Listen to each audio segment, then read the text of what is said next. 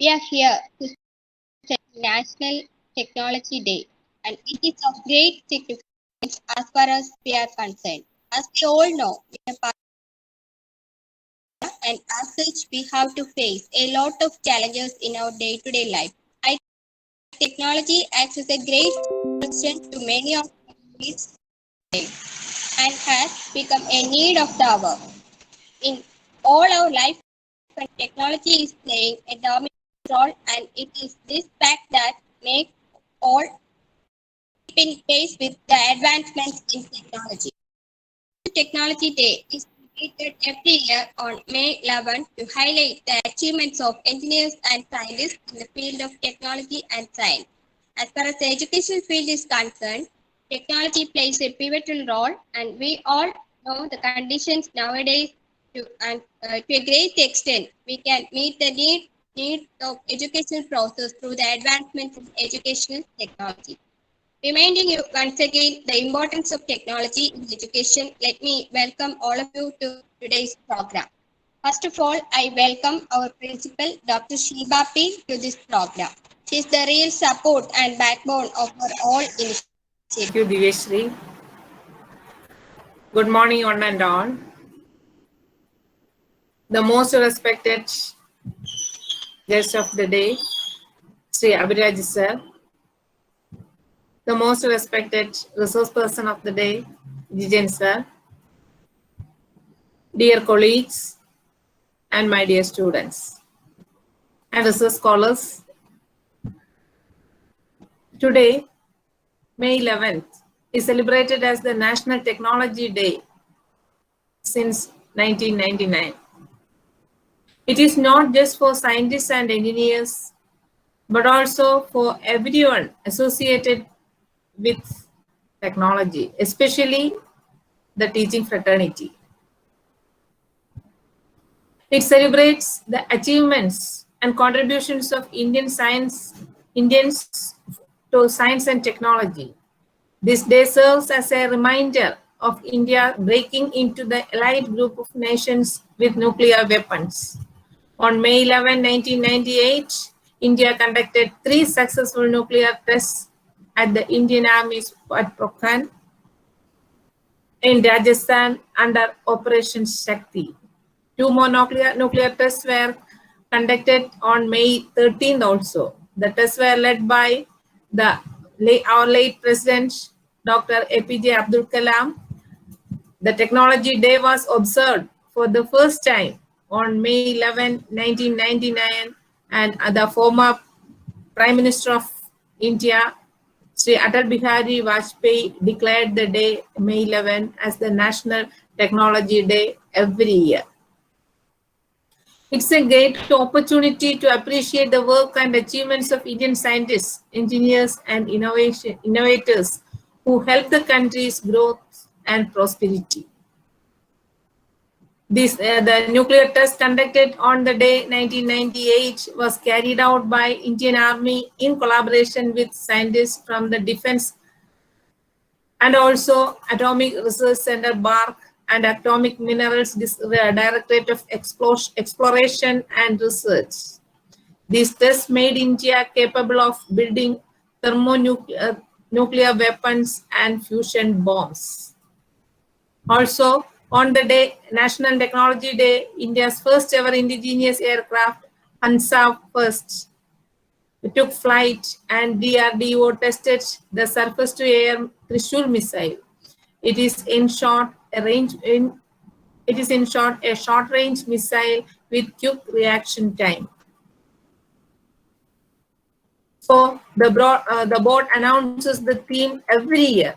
Like in the Science Day also, the National Technology Day 2020-21, the theme is Science Technology for a Sustainable Future.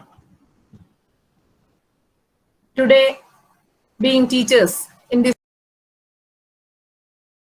teachers, almost all the teachers, first among the different SIETs in our nation, and he is also behind. The director is responsible for all the achievements of the SIET, and as a person, he is very simple. Anybody who approaching him for help for the technological related researchers. He is helping all those people, and in that sense, we are very happy to have a person like you, sir, for this function. And I once again welcome you to this function, sir. Now, the resource person of the day is Sri Jijan, sir, Dr. Jijan, the assistant professor, Mount Tabor Training College, Pathanapuram. He is also a very close friend of us. He has taken many classes to our students as a teacher, as a resource person, and also as an examiner. So, on behalf of each and everyone, I welcome you, sir, once again to this function with all the, and also this technologies. We are organizing a series of webinars to our junior students. In the previous year also, we have organized a number of classes for the senior students, and the experiences that need to become a well-versed, technocrat teacher in the future. And likewise, we are organizing a number of a series of webinars, and I think this is the fourth one in that series. And this webinar will also become a great experience to our students. And with these words, I welcome once again all of you to this function. Thank you. Thank you, ma'am. Now I am honored to call upon Mr. B. Aburaj, Director, SIET, for the inauguration and delivering the inaugural address.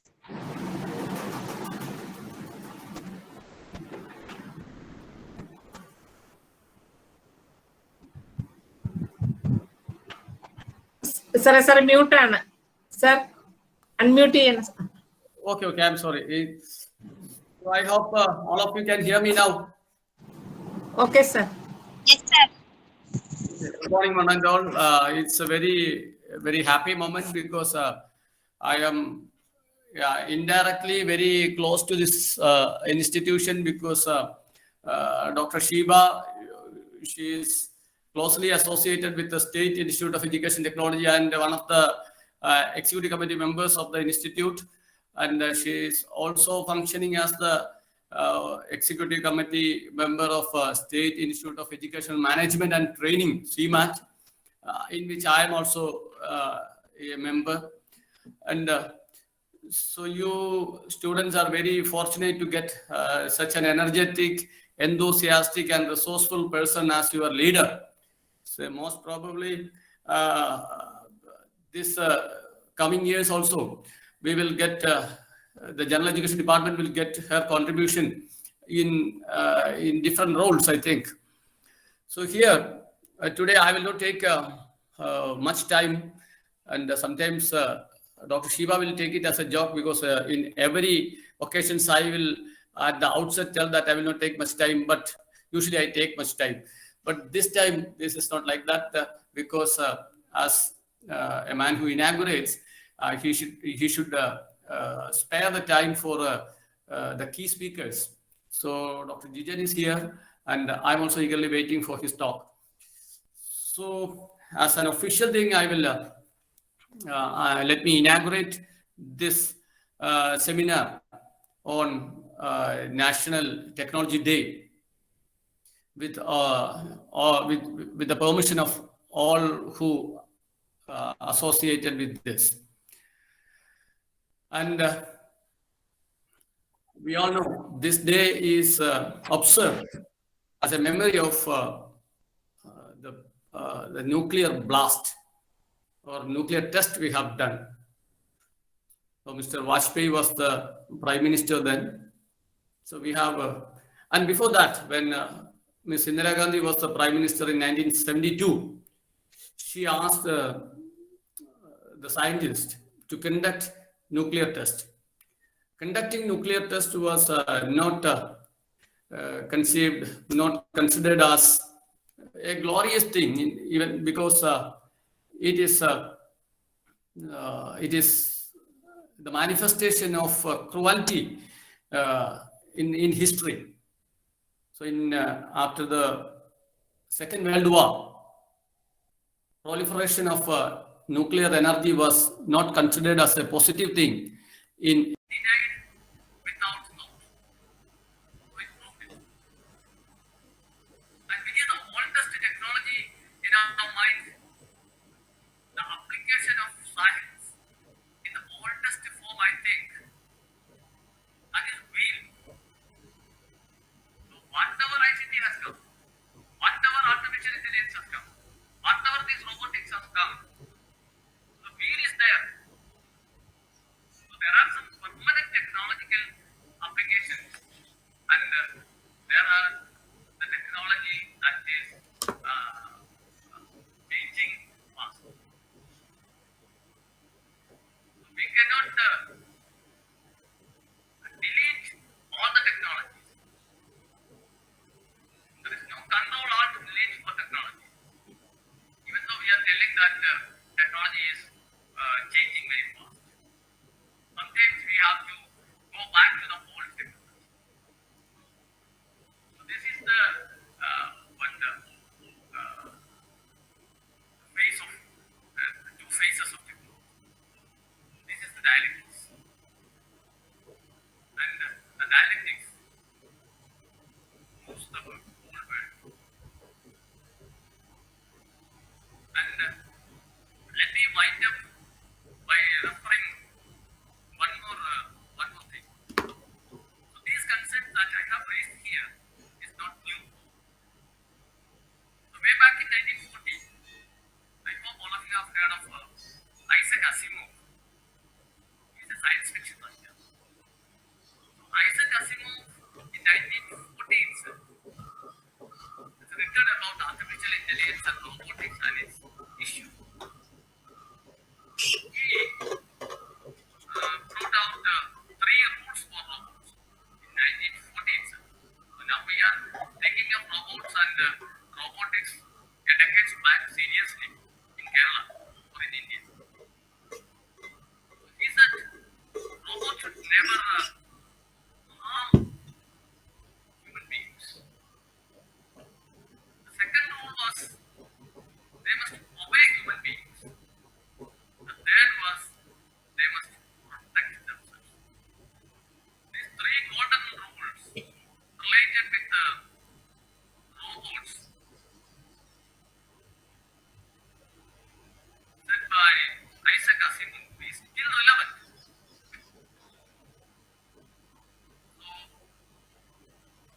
So students and teachers, I am very happy and thankful for inviting me to inaugurate this session.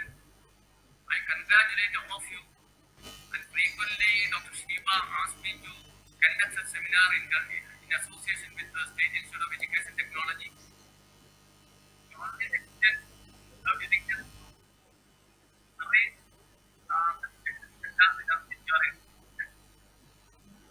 Once again, I appreciate all of the activities. State Institute of Technology can join hands with the Narayana College in the near future for conducting this type of seminar. I hope which have participated in the international seminar we have conducted back on artificial intelligence, which have presented papers. We have focused on artificial intelligence because we know that artificial intelligence, as I told you earlier, is more prominent in the field of education, especially in assessment and education planning. I think Dr. Nijan can comment on this.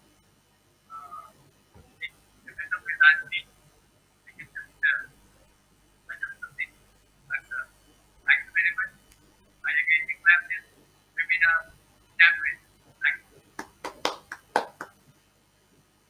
Thank you, sir. Thank you, sir, for being part of the program and sharing your views. Will say 1 minute.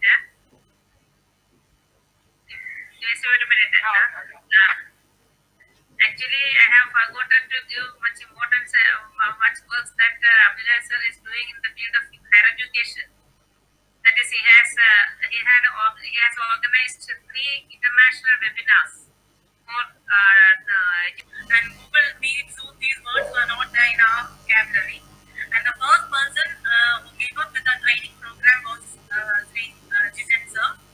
And Mount Java Training College became the first institution to host the program under the coordinatorship of Jijan sir, a training program for the teacher educators to handle online classes. And after attending that program, our principal wanted to conduct a webinar in our college, and together we approached Jijan sir, and he accepted our request, and he became the soul and spirit behind the mega event, the 3-phased web conference hosted by Sri Narayana Training College in collaboration with Buddha Studies, University of Kerala, and QTF, Kerala University English Teacher Educators Forum. It was a 3-phase event for principals, teacher educators, students, and even parents. And the discussions that happened during the web conference paved the way for the decisions made by the university in the implementation of the B.Ed curriculum during the lockdown situation. And what's going to happen this year will also be an outcome of that year's seminar. Sri Narayana Training College is always grateful to Jijan sir for his support and help mentored throughout the 3 phases. And regarding his professional qualifications, he had his M.Ed from RIE Mysore, has taught in Kannur and Calicut University's teacher education institutions, and was with Dakshina Bharata Prajana Sabha B.Ed College for more than 5 years, also with HM Training College, Muvatipura, and worked in schools including St. Michael's Anglo-Indian Higher Secondary School, Kannur, and now with Mount Java Training College, Padanapuram, as faculty of English. And regarding his qualifications, the basic subject is English, and also has a PG in sociology, MSc in psychology, MPhil, and M.Ed, of course. He speaks 5 languages: English, Malayalam, Hindi, Marathi, Telugu. And as a person, he hails from Kannur and a very true friend, very humane in nature, very resourceful and highly helpful. And also he is the secretary of QTF, Kerala University English Teacher Educators Forum, and ever ready to help any member of QTF. All the English teacher educators of Kerala University are members of QTF, and he would share all his. അപ്പോൾ നമ്മോട് സംസാരിക്കുവാൻ ഏറ്റവും ആപ്റ്റായിട്ടുള്ള നമുക്ക് കിട്ടിയ ബഹുമാനപ്പെട്ട അഭിലാഷ് സാറിനെ കേൾക്കാൻ സാധിച്ചതിലും സാറിൻ്റെ സാന്നിധ്യം ലഭിച്ചതിലും ഞാൻ വളരെ സന്തോഷിക്കുന്നു. ഇന്ന് നാഷണൽ ടെക്നോളജി സാറിൻ്റെ പ്രഭാഷണത്തിലും അതുപോലെ ആമുഖ പ്രസംഗത്തിലും നമുക്കറിയാവുന്ന പോലെ ഇന്ത്യ എന്ന മഹാരാജ്യം ഒരു ന്യൂക്ലിയർ പവറായി ലോകത്തെ ഏതാനും ചില എലൈറ്റ് നേഷൻസിനൊപ്പം ന്യൂക്ലിയർ പവറായി മാറിയ ആ ദിവസം തൊട്ടാണ്, അല്ല ആ വർഷം തൊട്ടാണ് നമ്മൾ നാഷണൽ ടെക്നോളജി ഡേ ആചരിക്കുക. നാഷണൽ സയൻസ് ഡേ എന്നാണ്. ആരെങ്കിലും ഒന്ന് റെസ്പോണ്ട് ചെയ്യണം കേട്ടോ. എന്നാ നാഷണൽ സയൻസ് ഡേ? ഫെബ്രുവരി 28 മാർച്ച് 1 എന്നാണ്? ഫെബ്രുവരി 28. ഓക്കെ. അപ്പോൾ ടെക്നോളജി, ഞാൻ ആദ്യമേ നമ്മുടെ ഒരു പ്രസന്റേഷനിലേക്ക് പോകുന്നതിന് മുമ്പായിട്ട് ഏതാനും വാക്കുകൾ പങ്കുവയ്ക്കാൻ ആഗ്രഹിക്കുകയാണ്. എന്തെങ്കിലും തടസ്സമുണ്ടെങ്കിൽ എന്നെ കേൾക്കാൻ പറ്റുന്നില്ലെങ്കിൽ ദയവ് ചെയ്ത് ഒന്ന് അറിയിക്കണം കേട്ടോ. ആരെങ്കിലുമൊക്കെ റെസ്പോണ്ട് ചെയ്യണം. കാരണം ടെക്നോളജിയെക്കുറിച്ചാണ് നമ്മൾ ചർച്ച ചെയ്യുന്നതെങ്കിലും അതിനകത്ത് കുറേ ചലഞ്ചസും അല്ലെങ്കിൽ ഇഷ്യൂസും വരാറുണ്ട്. ഇപ്പം നമ്മുടെ ജീവിതത്തിൽ ഇന്ന് ടെക്നോളജി ഒരുപക്ഷെ സ്വാധീനിക്കാത്ത അല്ലെങ്കിൽ അതിൻ്റെ ഗുണം നമ്മൾ അനുഭവിക്കാത്ത മേഖലകളില്ലെന്ന് പറയാം. Because we use technology in agriculture, farming, in industry, and we again talk about the technology used in transportation and communication. And again, definitely the Pokhran test, which is also part of the nuclear technology, or what you call space technology. അനുദിനം വർദ്ധിച്ചു വരികയാണ്. നമുക്കറിയാം ഇപ്പോൾ 2030 ആകുമ്പോഴത്തേക്കും ചൈനയുടേതായ ഒരു ബഹിരാകാശ നിലയമൊക്കെ സൃഷ്ടിക്കുമെന്നും ഇപ്പോഴുള്ള ബഹിരാകാശ നിലയം ഇല്ലാതാകുമെന്നൊക്കെ നമ്മൾ കേൾക്കുന്നു. അതുപോലെ സ്പോർട്സിൽ ടെക്നോളജി ഉപയോഗിക്കുന്നുണ്ട്. അപ്പം ഇങ്ങനെ എല്ലാ മേഖലകളിലും നമ്മുടെ അഭ്യാസങ്ങളിലും പ്രവർത്തനങ്ങളിലും ടെക്നോളജി ഉപയോഗിക്കുമ്പോൾ വിദ്യാഭ്യാസത്തിൽ അതിൻ്റെ പ്രാധാന്യവും എത്രമാത്രം അധ്യാപകരും വിദ്യാർത്ഥികളുമായിരിക്കും നമ്മൾ അതിൽ കഴിയുന്നത്ര പ്രാവീണ്യം നേടണമെന്നുള്ളതിൻ്റെ പ്രാധാന്യത്തെക്കുറിച്ച് നമ്മൾ ചിന്തിക്കേണ്ട ഒരു ദിവസമാണെന്ന് എനിക്ക് തോന്നുന്നു. അപ്പോൾ വിവരവും വിജ്ഞാനവും ഏറ്റവും കൂടുതൽ പകരുന്നെന്ന് അല്പം വിവരവും ഒക്കെ ഏറെയാണെന്ന് നമ്മൾ സ്വയം അനുമാനിക്കുന്ന ക്ലെയിം ചെയ്യുന്ന അധ്യാപകർ എത്രമാത്രം ഈ ടെക്നോളജിക്കലായിട്ടുള്ള സ്കിൽസ് നമ്മുടെ അധ്യാപനത്തിലും അതുപോലെ പഠനത്തിലും പാഠ്യേതര പ്രവർത്തനങ്ങൾ എത്രമാത്രം ഉപയോഗിക്കുന്നുള്ള കാര്യം കൂടി നമ്മൾ ചിന്തിക്കുക. എത്രമാത്രം ഇഫക്റ്റീവായിട്ട് എത്രമാത്രം പ്രൊഡക്റ്റീവായിട്ട് ഉപയോഗിക്കുക എന്നുള്ളത് നമ്മൾ ഉപയോഗിക്കുന്നുണ്ട്. പണ്ട് തൊട്ടേ നമ്മൾ ടെക്നോളജി കുറേയൊക്കെ ഇൻറ്റിഗ്രേറ്റ് ചെയ്ത് ഉപയോഗിക്കുന്നുണ്ട്. പക്ഷേ ഇന്നത്തെ കാലത്തിനനുസരിച്ച് പ്രത്യേകിച്ചും ഇപ്പോഴത്തെ ഒരു സാഹചര്യത്തിൽ കോവിഡിന്റെ പശ്ചാത്തലത്തിൽ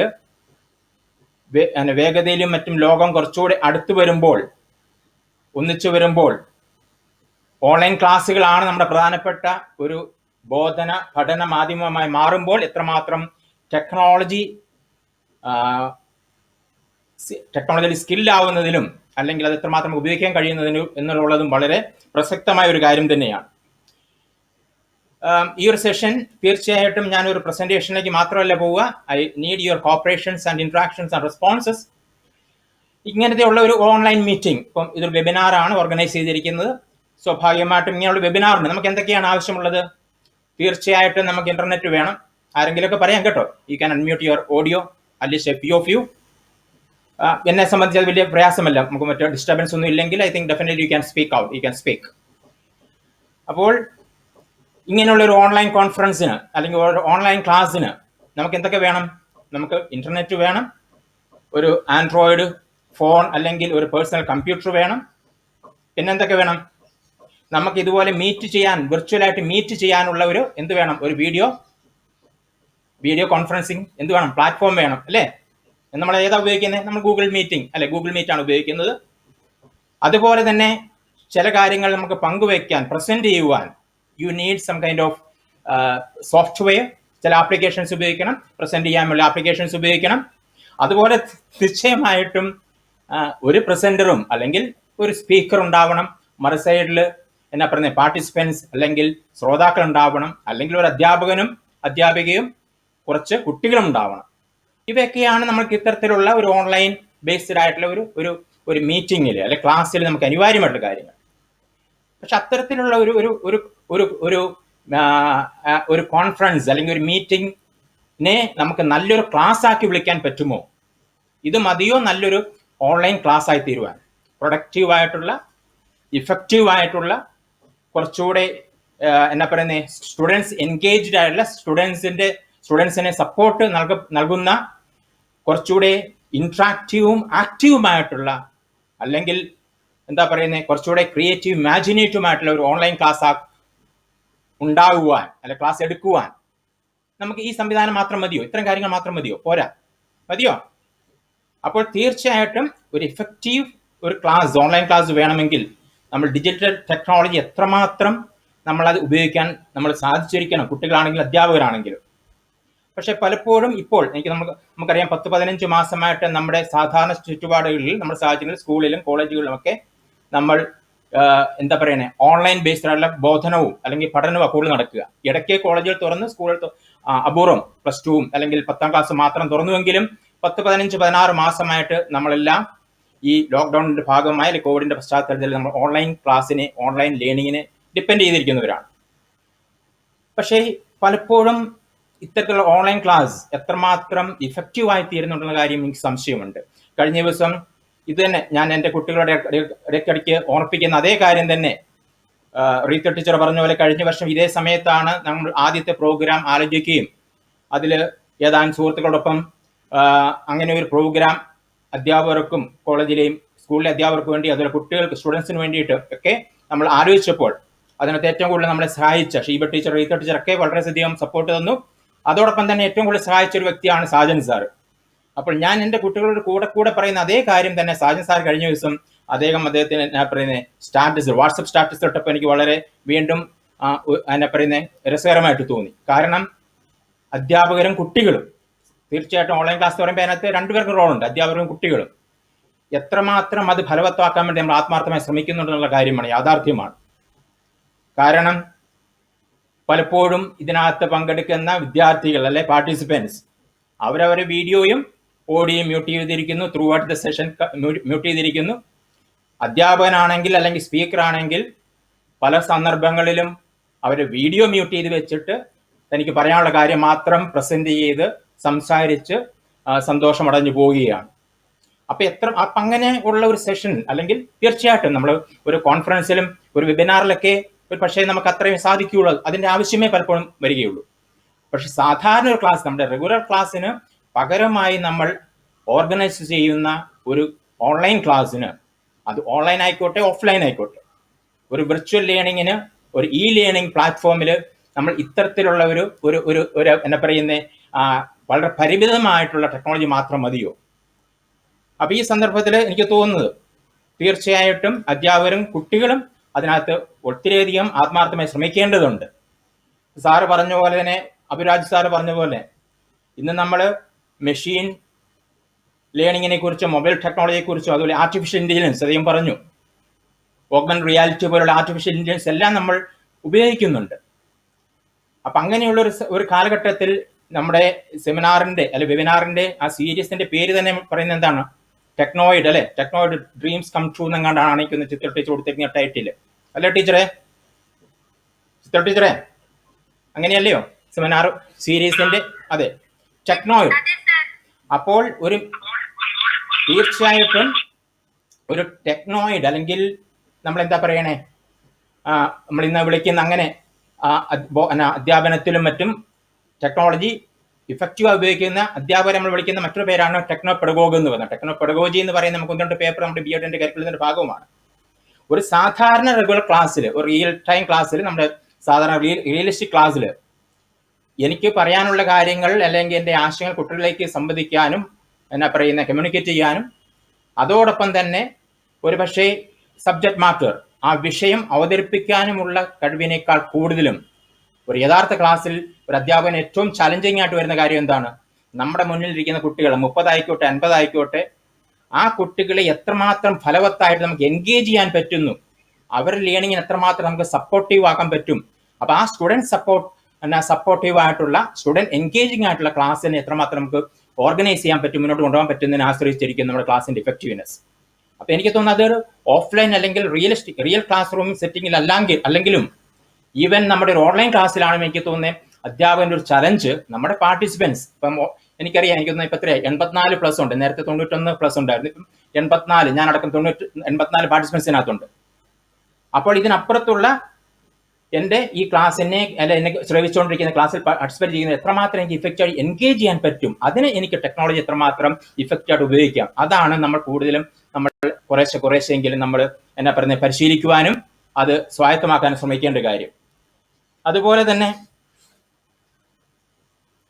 ഈ കുട്ടികളെ എൻഗേജിങ് ആയിട്ടുള്ള അല്ലെങ്കിൽ പ്രൊഡക്റ്റീവ് ആയിട്ടുള്ള ക്ലാസ് മുന്നോട്ട് കൊണ്ടുവരാൻ വേണ്ടിയിട്ട് ഈ ഓൺലൈൻ ക്ലാസ്സിന് കുറേ ന്യൂനതകളുമുണ്ട്, കുറേ അഡ്വാൻറ്റേജും ഉണ്ട് അല്ലേ? എന്നെ കേൾക്കാമല്ലോ അല്ലേ? കേൾക്കുന്നുണ്ടോ? Divyasree okay, good. Karthika S Kumar good. അപ്പൊ തീർച്ചയായിട്ടും ഓൺലൈൻ ക്ലാസ്സിലൊക്കെ നമുക്ക് ഒത്തിരി ഗുണമുണ്ട്.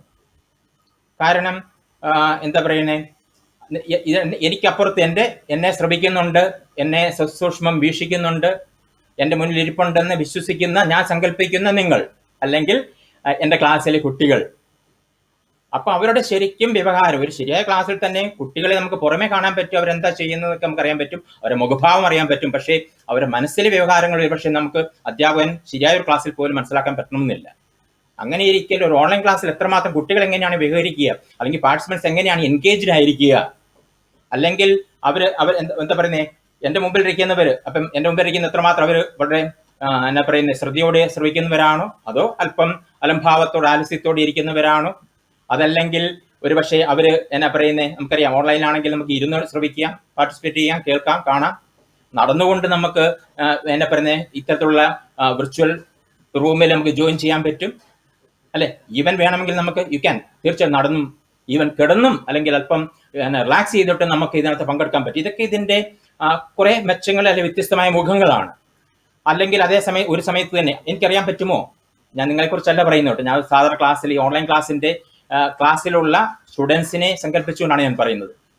അപ്പൊ എന്റെ മുന്നിൽ ഇരിക്കുന്ന എന്നെ ശ്രമിക്കുന്ന ഞാൻ സങ്കല്പിക്കുന്ന എന്റെ കുട്ടികൾ അല്ലെങ്കിൽ ഈ ക്ലാസ്സിലെ പാർട്ടിസിപ്പൻസ്, അവര് ഒരു പക്ഷേ എന്താണ് ചെയ്യുന്നത്, ഒരു പക്ഷേ അവര് മൾട്ടി ടാസ്കിങ് ആയിട്ട് ഒരേ സമയം മറ്റു കാര്യങ്ങൾ എന്തെങ്കിലും ചെയ്യുന്നുണ്ടോ, അല്ലെങ്കിൽ വീട്ടിലായിരിക്കുന്ന അവര് മറ്റ് ആരോടെങ്കിലും സംസാരിക്കുന്നുണ്ട്, കാരണം മൈക്രോഫോൺ മ്യൂട്ടാണ്, അവര് വീഡിയോ മ്യൂട്ടാണ്.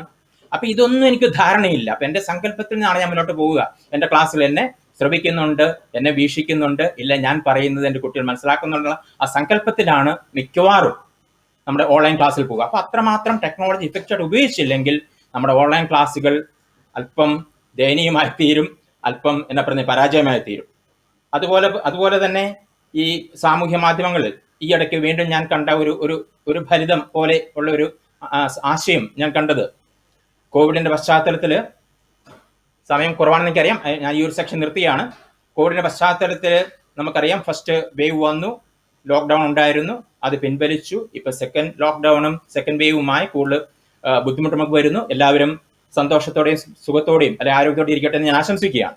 അപ്പൊ അങ്ങനത്തെ സാഹചര്യത്തിൽ ആദ്യത്തെ ലോക്ക്ഡൌൺ കഴിഞ്ഞ് വന്നപ്പോഴത്തേക്കും ഫലിതം എങ്ങനെയാണ്, ആ മെസ്സേജ് വാട്സപ്പിൽ വന്ന് നിങ്ങളും വായിച്ചിട്ടുണ്ടാവും അല്ലേ.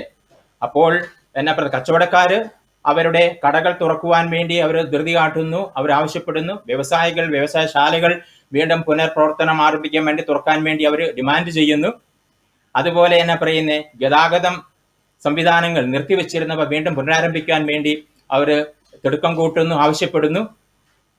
ഏതാനും ചിലർ എന്നാ പറയുന്നേ, നമ്മുടെ സമൂഹത്തിലുള്ളവർ അവർ ചിലപ്പോൾ ബിവറേജസിന്റെ ഷോപ്പ് എത്രയും പെട്ടെന്ന് തുറക്കട്ടെ എന്ന് ആഗ്രഹിക്കുന്നു, അതിനാവശ്യം മുറവിളി കൂട്ടുന്നു.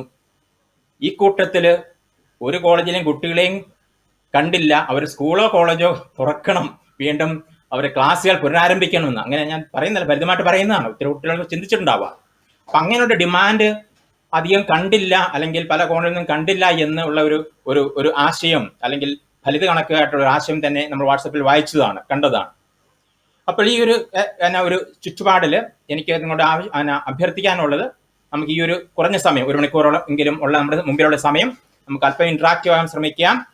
കുറച്ച് കാര്യങ്ങൾ, ഏതാനും സമയം കുറവായതുകൊണ്ട് കുറച്ച് കാര്യങ്ങൾ പരിചയപ്പെടുവാനും അല്ലെങ്കിൽ അതിനകത്ത് പാർട്ടിസിപ്പേറ്റ് ചെയ്യാൻ വേണ്ടി ശ്രമിക്കാം. അപ്പൊ അതാണ് എൻ്റെ ഒരു അഭ്യർത്ഥന ആദ്യമേ ഉള്ളത്.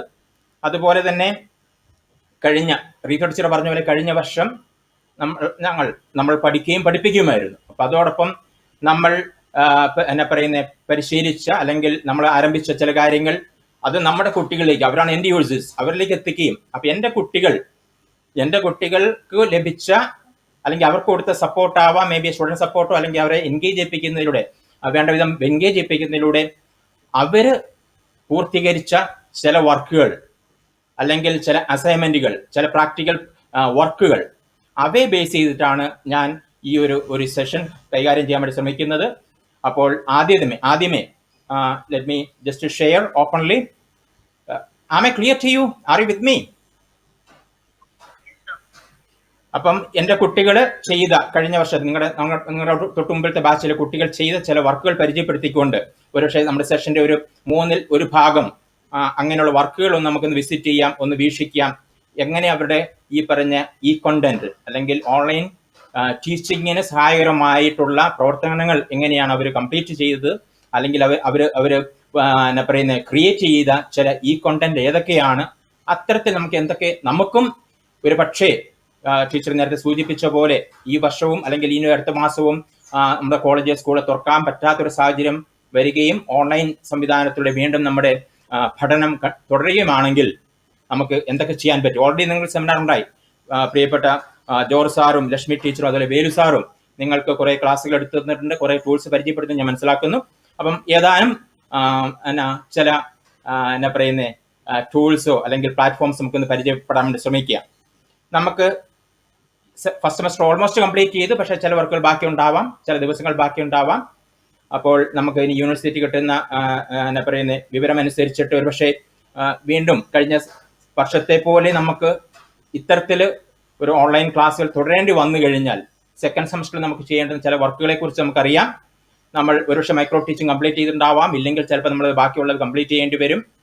നമ്മൾ ഡിസ്കഷൻ ഒരു ഡെമോൺസ്ട്രേഷന് ശേഷം അല്പം ക്ലാസ്സുകൾ, ക്രിറ്റിസിസം ക്ലാസ് എന്ന് പറയുന്ന ചില ക്ലാസ്സുകൾ നമ്മൾ തന്നെ ട്രൈ ഔട്ട് ചെയ്യണം, പ്രാക്ടീസ് ചെയ്യണം. അതിന് വേണ്ടുന്ന ലെസൺ പ്ലാനുകൾ, ലെസൺ ടെംപ്ലേറ്റുകൾ പ്രിപ്പയർ ചെയ്യണം. അതുപോലെ നമ്മൾ ഒരു ബുക്ക് വായിച്ച് എല്ലാ സബ്ജക്റ്റിലും